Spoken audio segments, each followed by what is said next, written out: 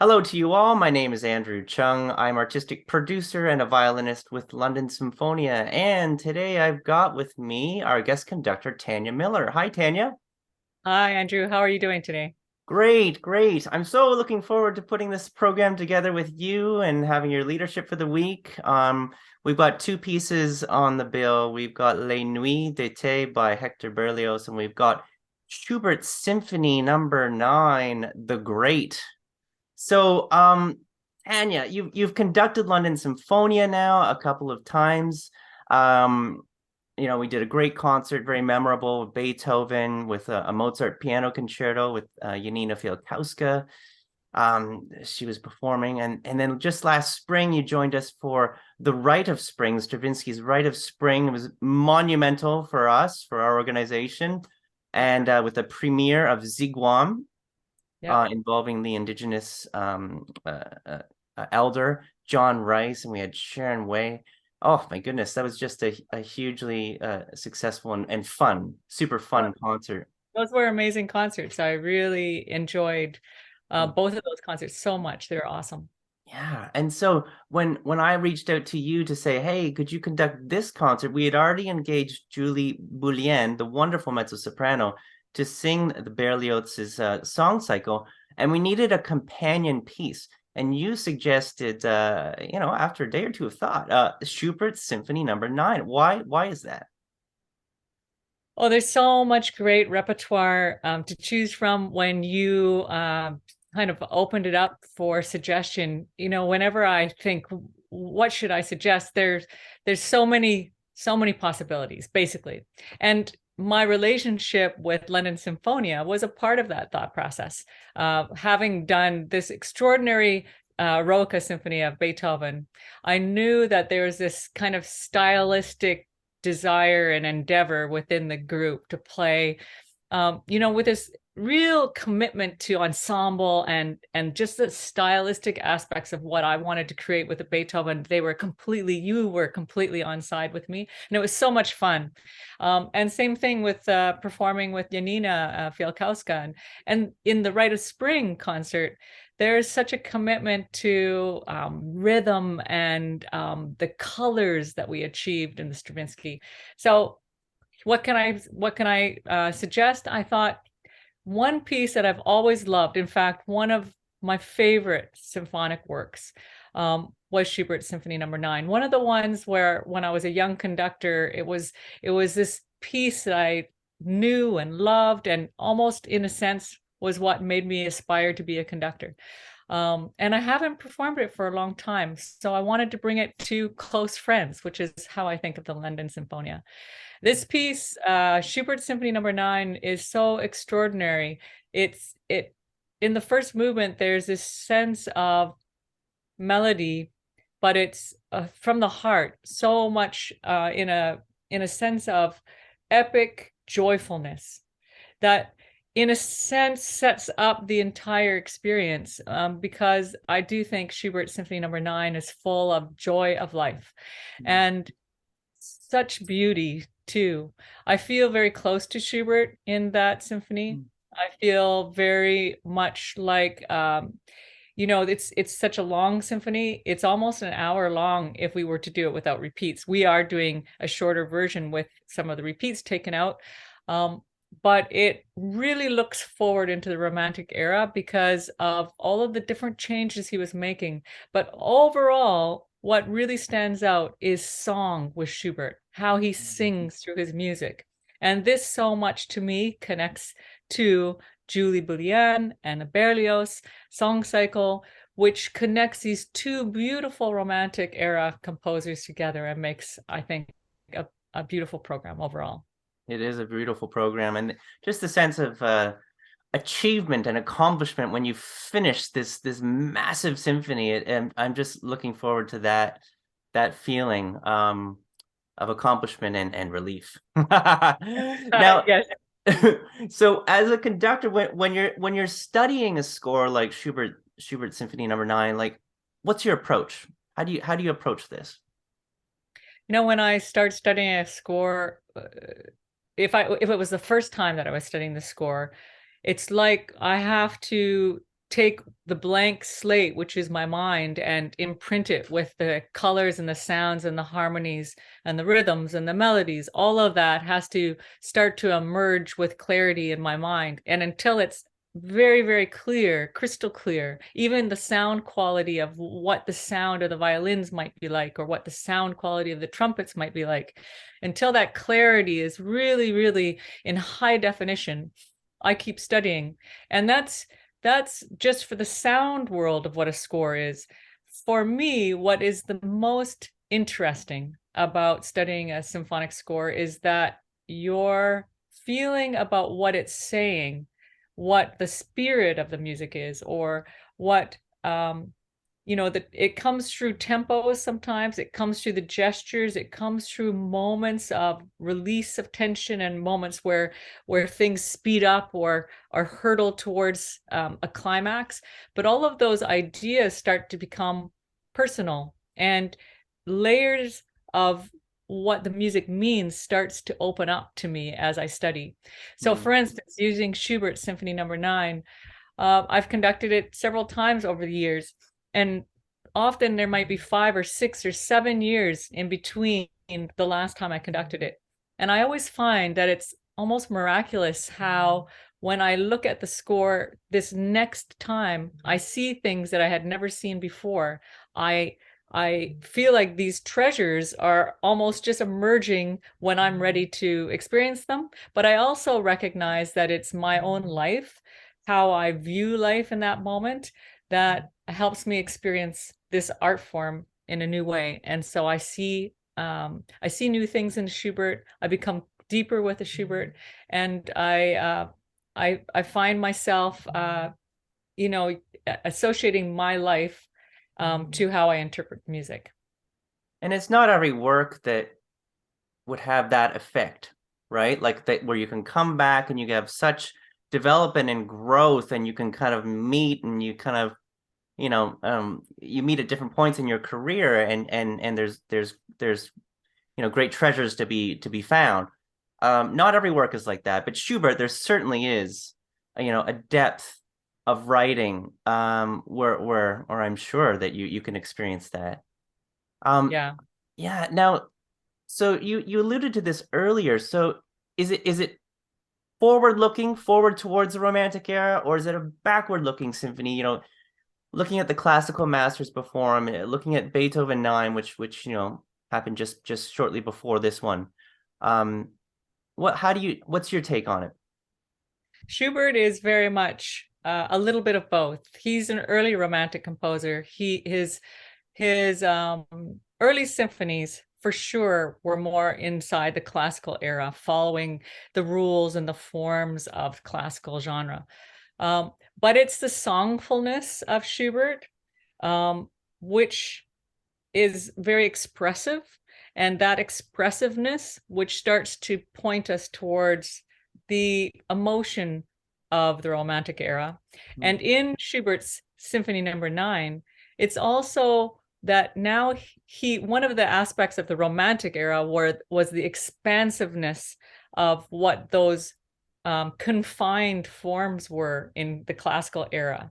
So he takes what we expect for the keys and what we expect for the structure, and he takes it and enlarges it and stretches it, just as Beethoven did in his Symphony No. 9. And he changes keys and manipulates keys in a surprising way where we don't expect it. And that's also an aspect of the Romantic era.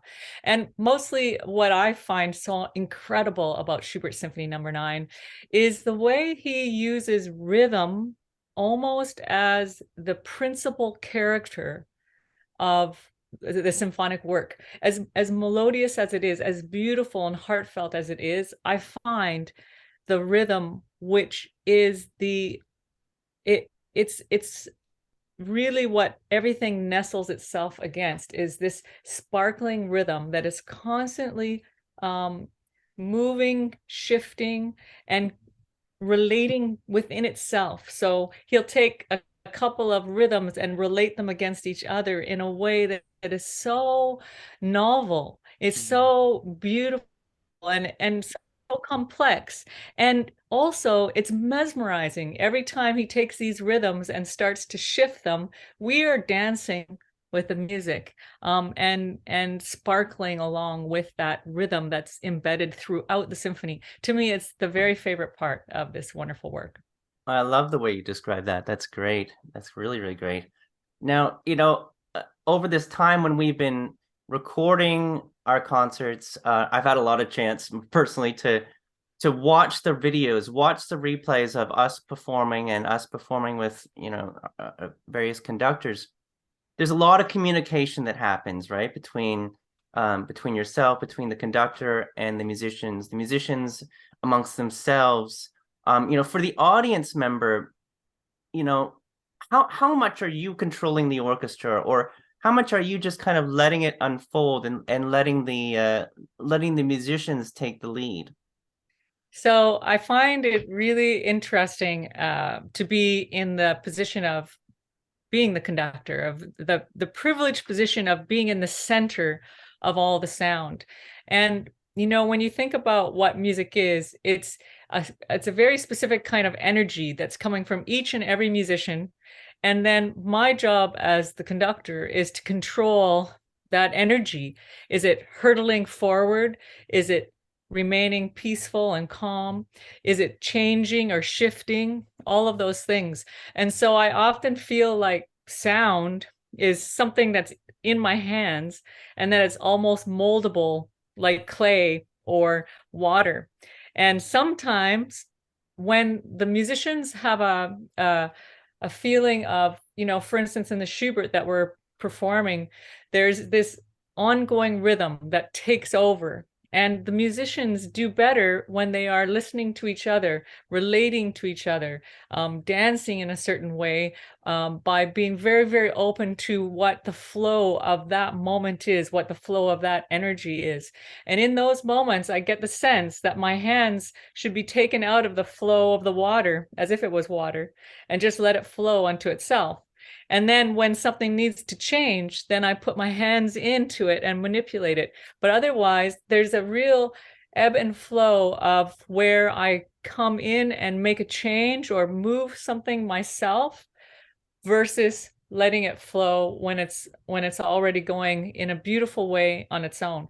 And so this interplay, I think, is really a big part about the understanding a conductor has for what their role is, how they can help the orchestra, and when they can do best by letting the orchestra play itself. And so much of our work is in the relationship that we have to each other, the musicians to each other, the musicians to the conductor, different sections to different sections.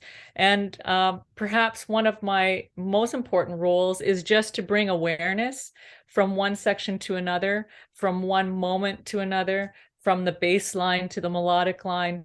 Different ways of creating connections or building bridges is, I think, one of the most important roles for a conductor. Mm-hmm. And it would seem probably to an audience member that the players direct a lot of their focus on the page, in the stand in front of them, right? Not necessarily directed up at you on the podium, but maybe you can kind of dispel any myths there. That's right. Well, that's right. Are they really watching me or not? What is a conductor really doing up there? I mean, sometimes a conductor is vital for very specific moments. The downbeat of the very first note and the energy of the exact tempo needs to have a starting point. And in that one moment, we all have to be very, very watchful. But once the music is moving, it's in a flow, and it always has a natural sense of where it's going. Even, for instance, if it's slowing down or speeding up, there's something that we can all feel together. I would say most of us would say that we feel the momentum more than we watch the momentum. We feel when there's a shift happening, and we all actually somehow read each other's minds, partly through rehearsal, partly through our understanding of the style of the music. And we know what is the natural feeling of where the music will go. So musicians, they don't have to watch all the time. They need to know what they're playing, they need to watch their notes. But at the same time, most people don't realize how much they are watching their stand partners, listening to note lengths, making sure their bow is moving in the same way as the person in front of them or the person beside them. So they're not just watching the conductor, they're watching each other, they're watching gestures, they're looking across the orchestra at each other. It's a truly shared experience, an enormous chamber ensemble, and a conductor is one part of that. And the ears are wide open all the time, right? I mean, the ears are so sensitive, and it'll be a nice development for you to experience Metropolitan United, which has now had a renovation with a single level stage.